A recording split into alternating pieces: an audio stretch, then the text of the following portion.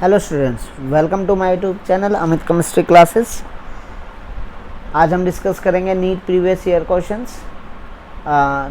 ये क्वेश्चन जो है नीट 2023 में आया हुआ क्वेश्चन है for a certain reaction the rate is this k into A square into B when the initial concentration of a is tripled keeping the concentration of b is constant the initial rate would be. कह रहा है कि हमें एक rate लो दे रखा है और कह रहा है कि ए की कंसंट्रेशन को अगर ट्रिपल कर दिया जाए और बी की कंसंट्रेशन को कांस्टेंट रखा जाए तो जो इनिशियल रेट है वो क्या हो जाएगा, increase by a factor of 6 times बढ़ जाएगा, increase up by a factor of 9 times बढ़ जाएगा, increase by a factor of 3 times बढ़ जाएगा, decrease by a factor of 9 या डिक्रीज हो जाएगा रेट 9 टाइम्स से।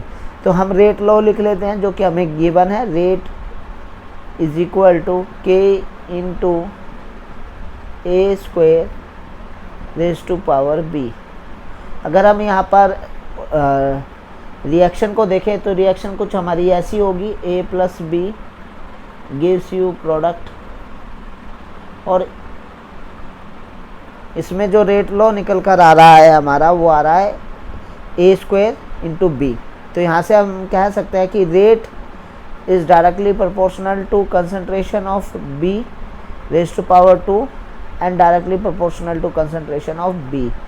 order of reaction अगर हम यहाँ पर देखें तो order of reaction जो है वो 3 है। second order with respect to A and first order with respect to B, जो कि कह रहा है कि ए की कंसंट्रेशन को ट्रिपल कर दिया गया है और बी की कंसंट्रेशन को कांस्टेंट कर दिया गया है। तो इसका मतलब जो ए की कंसंट्रेशन है उसका स्क्वायर टाइम्स जो है वो रेट चेंज हो जाएगा। तो इसका मतलब 3 का स्क्वायर जो होता है वो 9 होता है, तो जो रेट होगा वो इंक्रीज हो जाएगा, rate is equal to 3 into A raise to power 2 तो ए स्क्वायर। तो जो नया रेट होगा वो पुराने रेट के मुकाबले 9 टाइम्स होगा, या यूँ कहो कि जो रेट है वो इंक्रीज़ हो जाएगा 9 टाइम्स। ठीक है, तो हमारा जो ऑप्शन हो जाएगा वो हो जाएगा option number second, increase by a factor of 9। Now ये क्वेश्चन भी नीट प्रीवियस ईयर का है जो कि 2023 में पूछा गया है। क्वेश्चन है taking the stability as a factor which one of the following represent correct relationship. हमें ये बताना है कि कौन सा कंपाउंड ज़्यादा स्टेबल है और करेक्ट ऑप्शन यहाँ पर रिलेशनशिप दी हुआ है। तो पहले ऑप्शन में हमें दिया है indium triiodide is more stable than indium iodide. Second में दिया है aluminium chloride is more stable than aluminium trichloride. Third option में दिया है thallium iodide is more stable than thallium triiodide. और फोर्थ ऑप्शन दिया है thallium chloride is more stable than thallium chloride. तो हमसे बेसिकली आप पूछा जा रहा है कि करेक्ट रिलेशनशिप कौन सी है। तो बेसिकली अगर हम यहाँ पे देखें इंडियम, एल्युमिनियम, थेलियम, तो ये तीनों मेटल्स जो हैं बेसिकली हमारे बोरॉन फैमिली से हैं, जो कि ग्रुप 13 होता है। ग्रुप 13 जिसे हम बोरॉन फैमिली भी कहते हैं। बैलेंस कॉन्फ़िगरेशन होती है NH2NP1। तो इसमें कौन कौन से मेंबर होते हैं, boron, aluminium, gallium, indium, thallium. अगर हम यहाँ जर्नल ऑक्सीडेशन स्टेट की बात करें तो जर्नल ऑक्सीडेशन स्टेट जो होती है ग्रुप 13 की वो +3 होती है, बट जो स्टेबिलिटी है +3 ऑक्सीडेशन स्टेट की, stability of +3 oxidation state decreases from boron to thallium. Boron से थेलियम की तरफ जब हम जाते हैं तो +3 ऑक्सीडेशन स्टेट की जो स्टेबिलिटी है डिक्रीज होती है due to inert pair effect. Inert pair effect. वहीं पर stability of +1 oxidation state increase होती है फ्रॉम बोरॉन टू थेलियम। मतलब हम ये कह सकते हैं कि थेलियम +3 आयन जो होता है +3 लीस्ट स्टेबल होता है और एल्युमिनियम +1 लीस्ट स्टेबल होता है। तो यहाँ पर अगर हम यहाँ पर देखें फर्स्ट ऑप्शन में देखें तो इंडियम +3 में है, यहाँ इंडियम +1 में है। तो +3 जो है वो लेस स्टेबल है, मोर स्टेबल दिखाया है देन +1 जो कि इनकरेक्ट है। यहाँ पर एल्युमिनियम +1 में है और एल्युमिनियम +3 में है। तो यहाँ पर एल्युमिनियम +1 में मोर स्टेबल दिखाया है तो ये भी इनकरेक्ट है, फर्स्ट ऑप्शन भी इनकरेक्ट। यहाँ पर थेलियम +1 में है और यहाँ पर थेलियम +3 में है। तो थेलियम +1 ज़्यादा स्टेबल है देन थेलियम +3। तो ये हमारा करेक्ट रिलेशनशिप है। इसको भी चेक कर लेते हैं।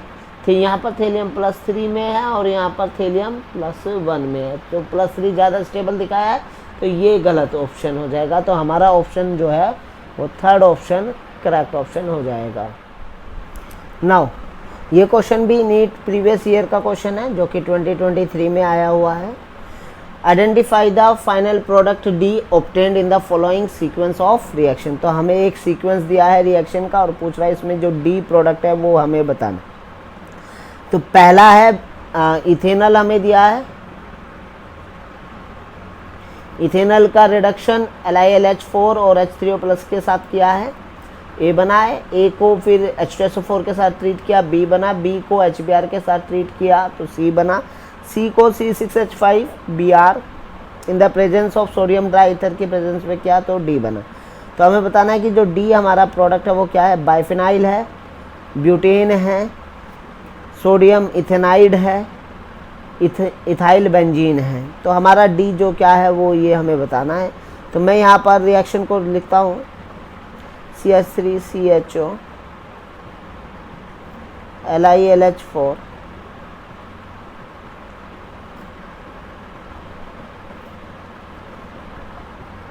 तो जैसे कि हमें पता है कि LiLH4 क्या है, रिड्यूसिंग एजेंट है।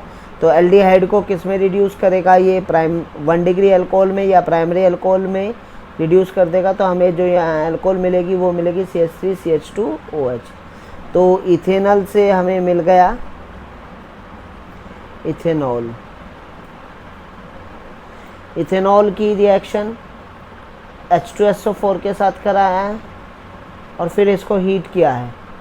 तो हमें जो प्रोडक्ट मिलेगा वो मिलेगा इथीन एलिमिनेशन होगा यहाँ पर। तो हमें इथीन एज अ प्रोडक्ट यहाँ पर मिलेगा। इसके बाद इसमें HBr के साथ इसको ट्रीट किया गया है इथीन को। तो HBr के साथ जब हम इसको ट्रीट करेंगे तो हमें मिलेगा ethyl bromide CH3CH2Br ethyl bromide.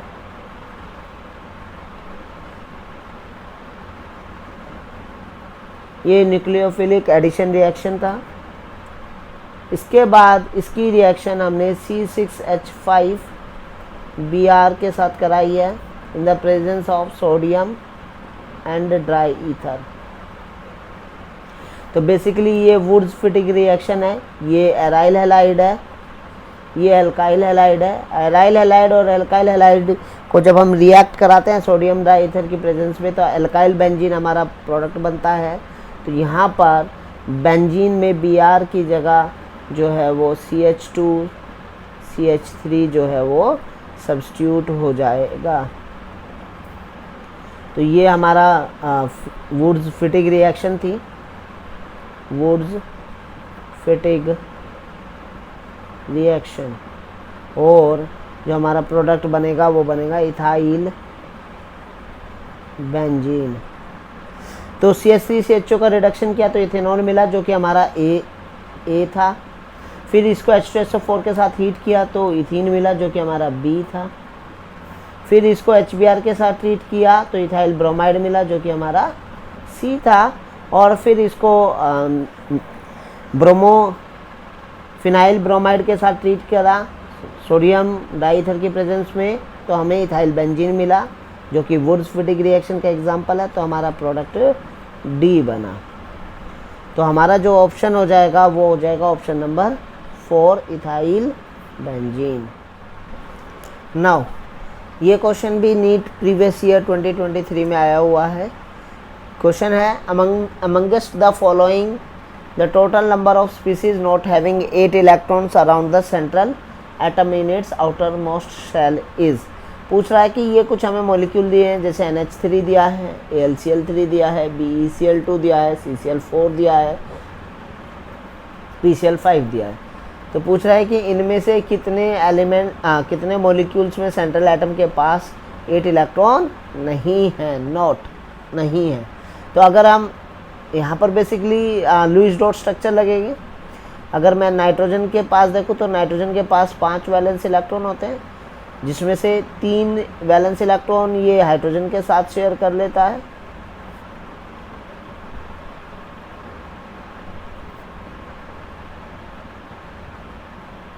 तो इसके कारण इसमें नाइट्रोजन के पास पूरे 8 इलेक्ट्रॉन्स हैं। तो नाइट्रोजन का ऑक्टेट पूरा है।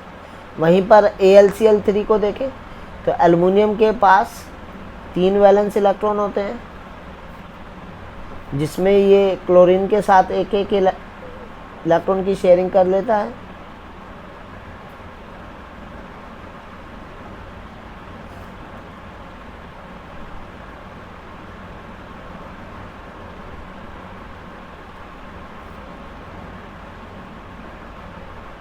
तो अगर हम यहाँ पे गिने तो 2, 4 और 6, तो यहाँ पर जो सेंट्रल एटम एल्युमिनियम है उसके पास 6 इलेक्ट्रॉन्स हैं। तो अब आ जाते हैं BeCl2 पर, बेरिलियम डाइक्लोराइड। तो बेरिलियम के पास भी वैलेंस इलेक्ट्रॉन 2 होते हैं, क्लोरीन के साथ एक इलेक्ट्रॉन की शेयरिंग हो जाती है।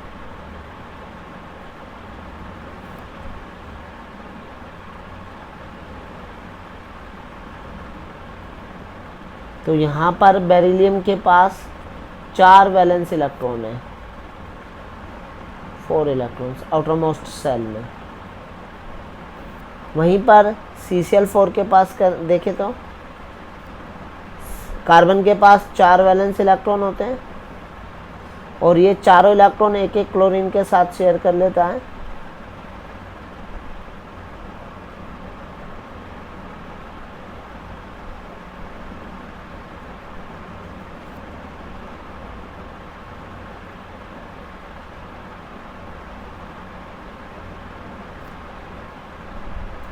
तो इस तरीके से CCl4 में भी कार्बन के पास 8 इलेक्ट्रॉन होते हैं। अब नेक्स्ट है PCl5। तो फॉस्फोरस के पास 5 वैलेंस इलेक्ट्रॉन होते हैं, जिसमें कि एक क्लोरीन के साथ शेयर हो जाता है।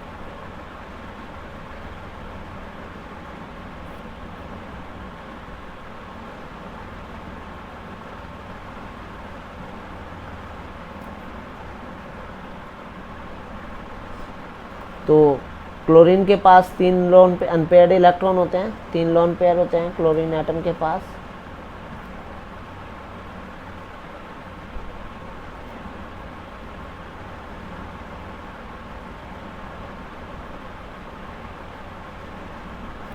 तो यहाँ पर CCl4 में कार्बन के पास 8 इलेक्ट्रॉन है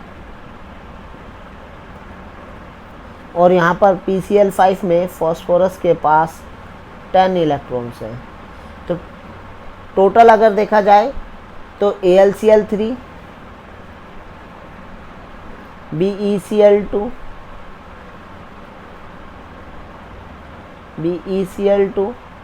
और PCl5, ये 3 मॉलिक्यूल्स हैं जिनमें 8 इलेक्ट्रॉन नहीं है सेंट्रल एटम के पास। तो हमारा ऑप्शन हो जाएगा ऑप्शन नंबर 4, 3 मॉलिक्यूल्स।